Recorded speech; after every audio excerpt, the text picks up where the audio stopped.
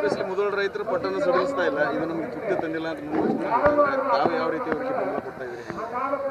ಇದು ಮುಧೋಳದಲ್ಲಿ ಕಬ್ಬು ಹೋರಾಟಗಾರರ ಒಂದು ಇತಿಹಾಸವನ್ನು ನಾವು ಮರೆಯುವಂಥದ್ದಲ್ಲ. ಕಬ್ಬು ಹೋರಾಟಗಾರರಿಗೆ, ರೈತರಿಗೆ ಹೋರಾಟದ ಪ್ರಚೋದನೆ ಅಲ್ಲ, ಹೋರಾಟದ ಚೈತನ್ಯ ತುಂಬತಕ್ಕಂಥ ಈ ವೇದಿಕೆ.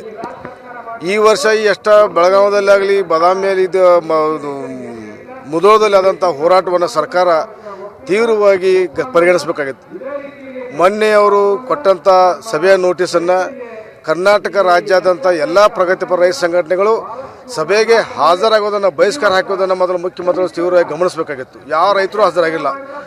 ಮುಖ್ಯಮಂತ್ರಿಗಳು ತೆಗೆದುಕೊಂಡ ನಿರ್ಧಾರವನ್ನು ನಾವು ಯಾರೂ ಒಪ್ಪಂಗಿಲ್ಲ. ಯಾಕಂದರೆ ರೈತರಿಂದನೇ ಕೂಡ ಏಕಪಕ್ಷ ನಿರ್ಧಾರ ತಗೊಂಡು ಕೂಡ ಒಪ್ಪುವಂಗಿಲ್ಲ. ಆಮೇಲೆ ಮೂರನೇದಾಗಿ ಸರ್ಕಾರ ಕಾರ್ಖಾನೆ ಬಗ್ಗೆ ಅಷ್ಟೊಂದು ಮೃದುವನ್ನು ತಾಳ್ಬೇಕಾಗಿತ್ತಂದ್ರೆ 2013-14 ಮುಖ್ಯಮಂತ್ರಿ ಸಿದ್ದರಾಮಯ್ಯ ಅವರಿದ್ದಾಗಲೇ ₹165 ಬೆಳಗಾವಿಯ ವಿಧಾನಸಭಾ ಅಧಿವೇಶನದಲ್ಲಿ ನಾವಲ್ಲಿ ಉಪವಾಸ ಸತ್ಯಾಗ್ರಹ ಕುಂತಾಗ ಮಾಡಿದ್ರು. ಆ ಉದಾಹರಣೆನ ಈಗ ಮಾಡಬೇಕಾಗಿತ್ತು. 2013-14 ಆದಂಥ ಹಣದೊಬ್ಬರ ಈಗಿದ್ದಂಥ ಹಣದೊಬ್ಬರಕ್ಕೆ ತಾಳೆ ಹಾಕಿದಾಗ ನಮ್ಮ ರೈತರಿಗೆ ಅಲ್ಲೇ ಒಂದು ಮೂಲೆಗುಂಪು ಮಾಡುವಂಥ ಉಚ್ಚಾದನೆ ಸರ್ಕಾರ ಮಾಡ್ತದೆ.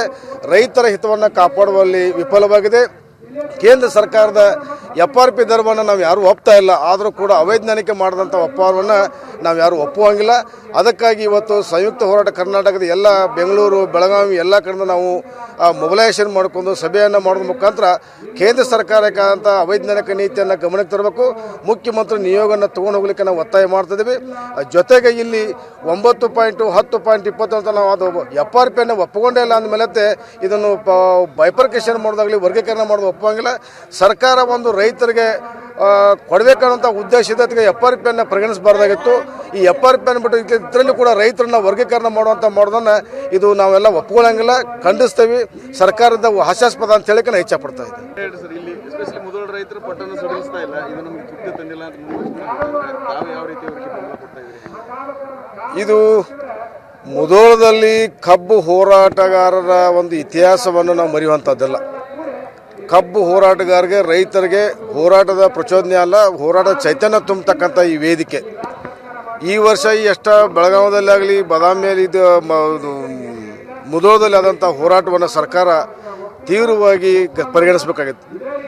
ಮೊನ್ನೆ ಅವರು ಕೊಟ್ಟಂಥ ಸಭೆಯ ನೋಟಿಸನ್ನು ಕರ್ನಾಟಕ ರಾಜ್ಯಾದ್ಯಂತ ಎಲ್ಲ ಪ್ರಗತಿಪರ ರೈತ ಸಂಘಟನೆಗಳು ಸಭೆಗೆ ಹಾಜರಾಗೋದನ್ನು ಬಹಿಷ್ಕಾರ ಹಾಕೋದನ್ನು ಮೊದಲು ಮುಖ್ಯಮಂತ್ರಿಗಳು ತೀವ್ರವಾಗಿ ಗಮನಿಸಬೇಕಾಗಿತ್ತು. ಯಾವ ರೈತರು ಹಾಜರಾಗಿಲ್ಲ.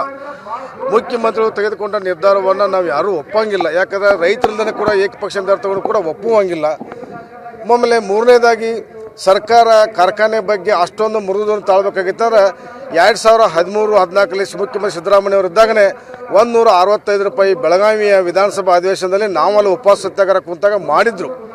ಆ ಉದಾಹರಣೆನ ಈಗ ಮಾಡಬೇಕಾಗಿತ್ತು. 2013-14 ಆದಂಥ ಹಣದೊಬ್ಬರ ಈಗಿದ್ದಂಥ ಹಣದೊಬ್ಬರಕ್ಕೆ ತಾಳೆ ಹಾಕಿದಾಗ ನಮ್ಮ ರೈತರಿಗೆ ಅಲ್ಲೇ ಒಂದು ಮೂಲೆಗುಂಪು ಮಾಡುವಂಥ ಉಚ್ಚಾದನೆ ಸರ್ಕಾರ ಮಾಡ್ತದೆ. ರೈತರ ಹಿತವನ್ನು ಕಾಪಾಡುವಲ್ಲಿ ವಿಫಲವಾಗಿದೆ. ಕೇಂದ್ರ ಸರ್ಕಾರದ FRP ದರವನ್ನು ನಾವು ಯಾರೂ ಒಪ್ತಾ ಇಲ್ಲ. ಆದರೂ ಕೂಡ ಅವೈಜ್ಞಾನಿಕ ಮಾಡಿದಂಥ ಒಪ್ಪಂದವನ್ನು ನಾವು ಯಾರೂ ಒಪ್ಪುವಂಗಿಲ್ಲ. ಅದಕ್ಕಾಗಿ ಇವತ್ತು ಸಂಯುಕ್ತ ಹೋರಾಟ ಕರ್ನಾಟಕದ ಎಲ್ಲ ಬೆಂಗಳೂರು, ಬೆಳಗಾವಿ ಎಲ್ಲ ಕಡೆಯಿಂದ ನಾವು ಮೊಬಿಲೈಸೇಷನ್ ಮಾಡಿಕೊಂಡು ಸಭೆಯನ್ನು ಮಾಡೋದ್ರ ಮುಖಾಂತರ ಕೇಂದ್ರ ಸರ್ಕಾರಕ್ಕಾದಂಥ ಅವೈಜ್ಞಾನಿಕ ನೀತಿಯನ್ನು ಗಮನಕ್ಕೆ ತರಬೇಕು. ಮುಖ್ಯಮಂತ್ರಿ ನಿಯೋಗವನ್ನು ತೊಗೊಂಡು ಹೋಗ್ಲಿಕ್ಕೆ ನಾವು ಒತ್ತಾಯ ಮಾಡ್ತಿದ್ದೀವಿ. ಜೊತೆಗೆ ಇಲ್ಲಿ 9.10, 10.20 ಅಂತ ನಾವು ಅದು FRPಯನ್ನು ಒಪ್ಪಿಕೊಂಡೇ ಇಲ್ಲ ಅಂದಮೇಲೆ ಇದನ್ನು ಬೈಫರ್ಕೇಷನ್ ಮಾಡೋದಾಗಲಿ, ವರ್ಗೀಕರಣ ಮಾಡೋದು ಒಪ್ಪುವಂಗಿಲ್ಲ. ಸರ್ಕಾರ ಒಂದು ರೈತರಿಗೆ ಕೊಡಬೇಕನ್ನೋಂಥ ಉದ್ದೇಶದ FRPಯನ್ನು ಪರಿಗಣಿಸಬಾರ್ದಾಗಿತ್ತು. ಈ FRPಯನ್ನು ಬಿಟ್ಟು ಇದರಲ್ಲಿ ಕೂಡ ರೈತರನ್ನ ವರ್ಗೀಕರಣ ಮಾಡೋದನ್ನು ಇದು ನಾವೆಲ್ಲ ಒಪ್ಕೊಳ್ಳಂಗಿಲ್ಲ, ಖಂಡಿಸ್ತೇವೆ. ಸರ್ಕಾರದ ಹಾಸ್ಯಾಸ್ಪದ ಅಂತ ಹೇಳಿಕೆ ನಾನು ಇಚ್ಛೆ ಪಡ್ತಾ ಇದ್ದೆ.